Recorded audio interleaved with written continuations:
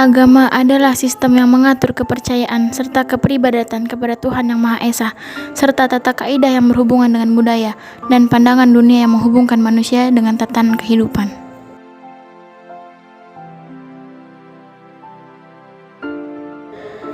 Ditulis dalam buku Pancasila sebagai ideologi dan dasar negara karya Ronto tahun 2012, Pancasila secara etimologis berasal dari bahasa Sanskerta, panca yang artinya adalah 5 dan sila yang berarti batu sendi. Pancasila merupakan rumusan dan kehidupan berbangsa dan bernegara bagi seluruh rakyat Indonesia.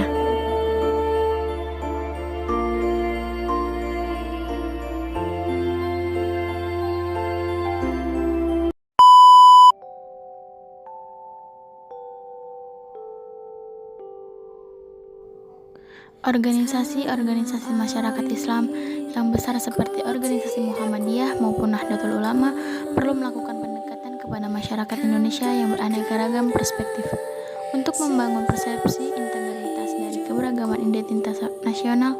Organisasi-organisasi ini juga berpotensi dalam mempengaruhi perkembangan dan pembangunan bangsa sejak sebelum merdeka hingga sekarang. Namun, organisasi-organisasi ini sendiri mulai mendapat pengaruh dari dalam maupun dari luar karena faktor perkembangan zaman yang mempengaruhi kepentingan pribadi para tokoh dan kader di dalamnya. Muhammadiyah maupun Nahdlatul Ulama merupakan organisasi populer di Indonesia dengan memiliki banyak kader dari seluruh populasi yang ada di negara ini. Dengan demikian, persepsi dari jumlah populasi mayoritas tersebut memiliki pengaruh besar dalam memahami dasar dan arah tujuan bangsa.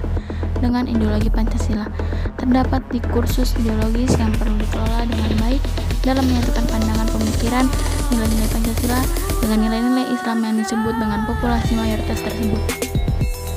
Politik pemerintahan negara Islam masuk dalam konstitusi negara dengan posisi yang sejajar dengan politik yang digunakan oleh rezim pemerintahan. Kedua hal ini menjadikan semakin kuat dengan masuknya para tokoh-tokoh muslim yang juga memegang kekuasaan. Namun bukan maksud untuk menjatuhkan ideologi yang sudah lama dijadikan dasar negara. Effendi mengungkapkan bahwa pandangan intelektual muslim, aliran pembaruan teologis dan mandat Islam tidak boleh berdiri dalam posisi yang berhadapan-hadapan dengan negara. Dalam hal ini, yang khususnya sangat penting adalah tidak menempatkan Pancasila sebagai hal yang bertentangan dengan Islam, melainkan keduanya harus dipandang sebagai saling melengkapi. Pandangan khusus ini tumbuh dari pemahaman religio-politik bahwa tiap sila dalam Pancasila, kepercayaan kepada Tuhan, kemanusiaan, nasionalisme, demokrasi, dan keadilan sosial sejalan dengan ajaran-ajaran Islam. Organisasi masyarakat Islam seperti Muhammadiyah menurut Nasir dapat dikatakan juga memiliki pemahaman intelektual muslim yang mengarah pada pembaruan yang bersifat reformis dan modernis, sehingga persyarikatan ini mendukung penuh Pancasila sebagai dasar negara dan pedoman bagi warga negara dalam kehidupan sehari-hari. Ideologi Muhammadiyah memerlukan kristalisasi dalam substansinya, yakni memahami kandungan isi ideologi tersebut.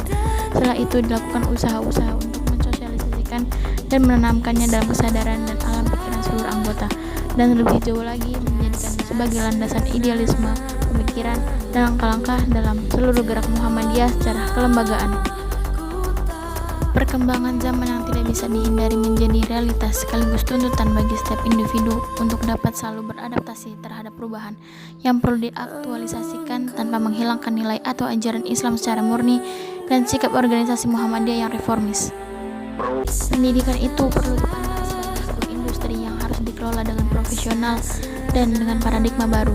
Dengan demikian, perlu dikembangkan sebuah kurikulum dan metodologi yang pas dan sesuai untuk memastikan dua aspek tersebut tergarap secara sekaligus. Cukup sekian dari saya, mohon maaf jika ada kesalahan materi atau kesalahan kata karena saya masih dalam proses pembelajaran. Wassalamualaikum warahmatullahi wabarakatuh.